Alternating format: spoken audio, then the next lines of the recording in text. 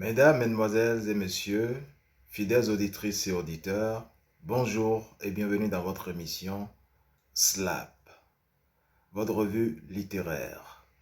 C'est un grand plaisir pour moi de partager avec vous ces quelques minutes de littérature et d'histoire. Aujourd'hui, spécialement, il est question d'histoire. Nous allons parler et faire l'histoire d'une institution, une grande et vieille institution. En citant ces noms que voici, je réussirai sans doute à éveiller votre curiosité, certainement. Alors, suivons ci-dessous la liste. Je cite Julien Alapini, Ibrahima Bari, Bernard Benlin Dadier, Mamadou Dia, Yacine Diallo, Amani Diori, Félix Houphouët-Boigny, Amadou Lamine Gaye, Koumandian Keïta, Modibo Keïta, Hubert Maga, Félix Moumié, Fili Dabo Sissoko, Mathias Sorgo, Jean-Félix Chikaya, Abdoulaye Wade, Boubou Ama, Amadou Doucouré, Mamadou Keïta, Ibrahima Diallo, Abdoulaye Sadji, etc., etc. La liste risque d'être très longue. Oui, toutes ces personnalités dont je viens de citer les noms sont tous des rhéteurs, des orateurs et des littéraires, de très grands écrivains, de très grands intellectuels africains, subsahariens. Ils ont tous un point en commun. Ils ont un point en commun, c'est que ce sont tous d'anciens élèves de la plus grande institution de l'Afrique de l'Ouest, de l'époque coloniale. Une institution, disais-je, mais c'est plus que ça. Une secte, peut-être. Sinon, la plus grande secte. On les appelle, curieusement, les Pontins. Pour ceux d'entre vous qui avez déjà percuté, c'est de William Ponty que je parle. L'école normale supérieure William Ponty. C'est la reliance entre ces personnalités. Cependant, rappelons à la mémoire des anciens, mais aussi à la connaissance des plus jeunes, ce qu'était William Ponty, l'école normale supérieure William Ponty. Au lieu de savoir de l'Afrique subsaharienne, de l'Afrique occidentale française. L'école normale William Ponty est l'école normale fédérale de l'Afrique occidentale française, qui a formé, avant l'ère des indépendances, la plupart des instituteurs, médecins, cadres de l'Afrique de l'Ouest, dont de nombreux ministres et chefs d'État ou de gouvernement. Plus de 2000 élèves, surnommés les Pontins, en sont issus. Vous en connaissez, il y en a encore beaucoup, et je leur souhaite longue vie, bonne santé et longue vie. Car ce sera un plaisir de les rencontrer un jour, pour ce qui me concerne, et de leur poser quelques questions, partager leur expérience. Voilà. L'école William Ponty a changé plusieurs fois de dénomination, mais également de statut et de localisation. À l'origine, elle fut installée à Saint-Louis en 1903 et transférée sur l'île de Gorée en 1913, puis à Sébikotane, toujours au Sénégal, près de Rufisque, en 1937. L'institution se perpétue après l'indépendance, mais perd de sa spécificité avec les réformes du système éducatif. Puis, la multiplication des écoles de formation d'instituteurs, EFI. Vu comme un établissement prestigieux, un vivier, une pépinière de futurs cadres, par les uns, elle est décriée par d'autres comme un instrument idéologique, jouant le même rôle que l'armée coloniale auprès des tirailleurs. L'école de la soumission, de la compromission, de l'équilibre à tout prix, diront certains, voire le cimetière de l'intelligence africaine, diront encore d'autres. Au-delà des différentes approches, l'école normale William Ponty a assurément occupé une place significative dans la vie sociale, culturelle et politique du XXe siècle en Afrique de l'Ouest. Je dois rappeler tout de suite que la majorité de ces élèves est issue du Sénégal et les autres sont des boursiers des autres pays. Le Dahomey, le Bénin actuel, le Togo, le Niger, la Haute-Volta, la Côte d'Ivoire. Voilà les pays qui fournissaient, qui envoyaient leurs ressortissants, qui principalement avaient le statut de boursier de l'administration coloniale de l'époque. L'enseignement à l'occidental a commencé à se diffuser en Afrique de l'Ouest au cours de la première moitié du XIXe siècle, surtout à travers les écoles tenues par des congrégations religieuses. Même si l'instituteur Jean Dard avait déjà ouvert une école publique à Saint-Louis dès 1817. Lorsque Faidherbe arrive au Sénégal en 1854, le général Faidherbe, il est persuadé de la valeur stratégique de l'enseignement et de la propagation de la langue française. L'année suivante, il fonde l'école des otages, rebaptisée par la suite École des fils de chefs et des interprètes. Puis, en 1857, une première école laïque à Saint-Louis. D'autres écoles sont créées dans la foulée. Primaire d'abord, puis secondaire. Une école normale est officiellement créée à Saint-Louis en novembre 1903. Elle fonctionne d'abord en tant que section de l'école des fils de chefs et des interprètes. C'est privilégié. Dans le quartier de Sort, donc en dehors de l'île, une localisation qui nuit à son succès. Mais en 1907, la section des instituteurs est séparée de celle des interprètes et installée rue Porquet, dans l'île, désormais, dans les locaux mieux adaptés de l'ancienne école Faidherbe. Le nombre d'élèves en provenance de l'AOF croît de manière significative et l'établissement se trouve bientôt à l'étroit.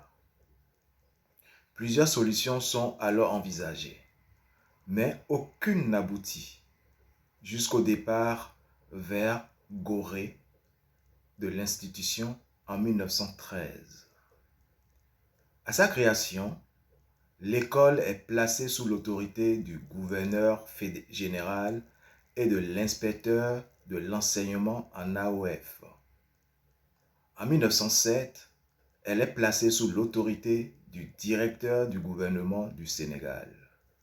Puis, en 2012, à la suite d'un conflit, elle revient à nouveau au gouvernement général de l'AOF. Dès le début et jusqu'à la fin de la période coloniale, l'accès à l'école se fait par concours.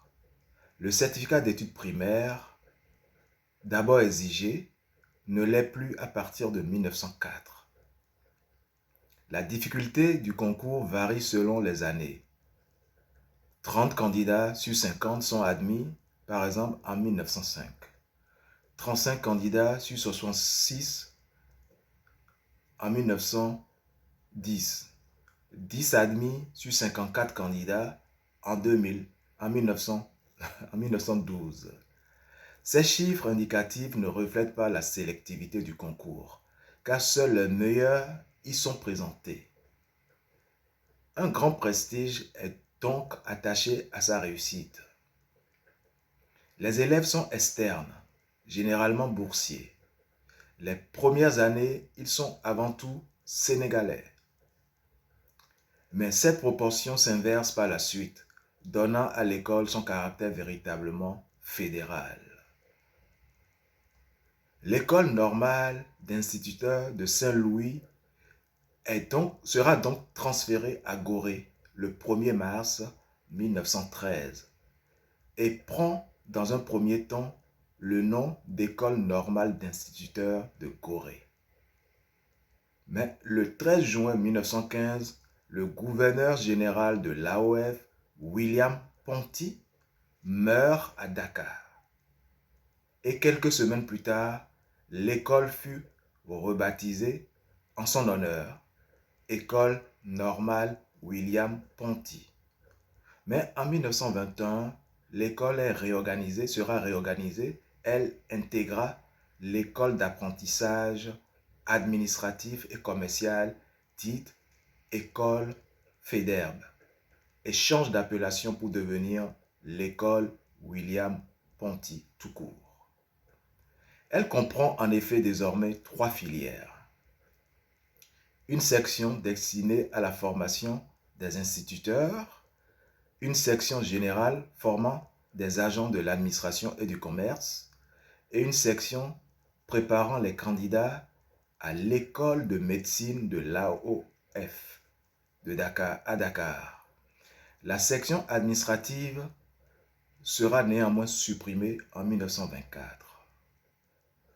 Au début des années 1930, le théâtre prend sous l'égide de Charles Béat une place croissante au sein de l'école.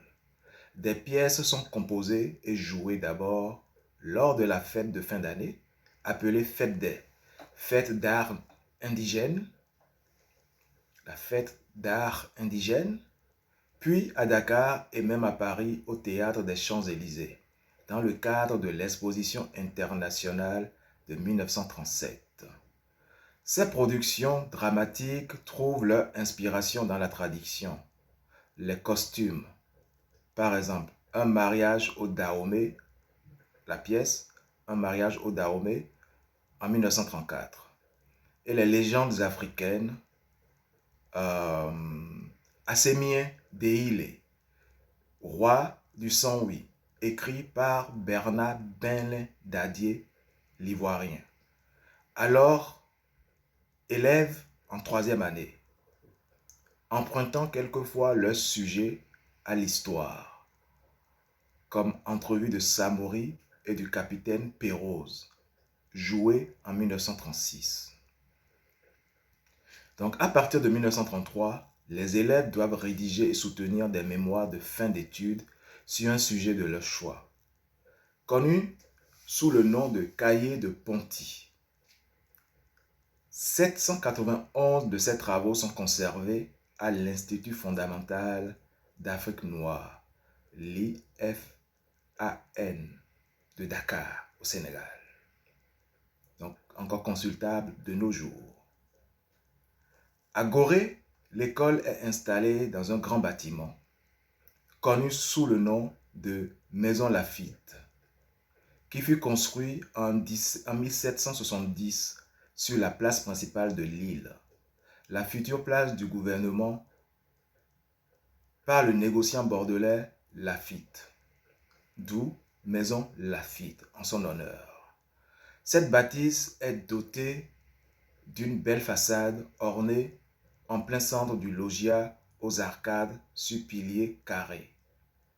Dans l'intervalle, elle avait été agrandie, transformée, louée puis confisquée par l'État et avait notamment hébergé en 1816-1817 le colonel Schmatz, nommé gouverneur du Sénégal. Lorsque l'école quitte les lieux pour Sébikotane en 1937, la maison est transformée en caserne pour les laptos de l'artillerie côtière. En 1978, après les indépendances donc, l'île de Gorée est inscrite sur la liste du patrimoine mondial de l'UNESCO. Et, comme d'autres édifices, l'ancienne école attend sa restauration. Et je ne sais pas si elle a pu avoir lieu. Elle a pu être effective, cette restauration attendue. Je me renseignerai. Une belle histoire.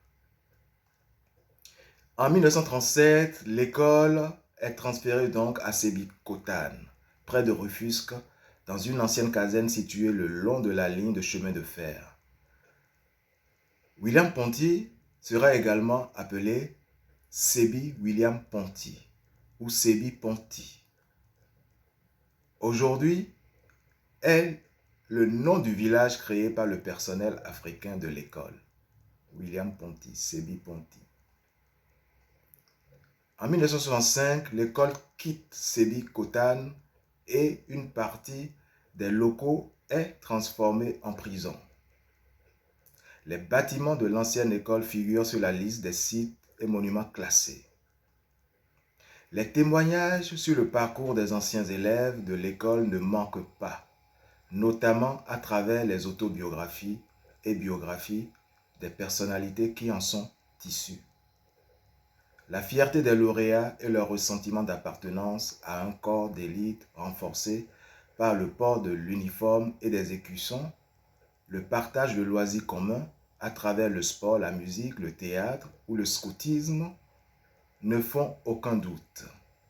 Avec le recul, la longue liste des écrivains de renom, Abdoulaye Sadji, Ousmane Sosé Diop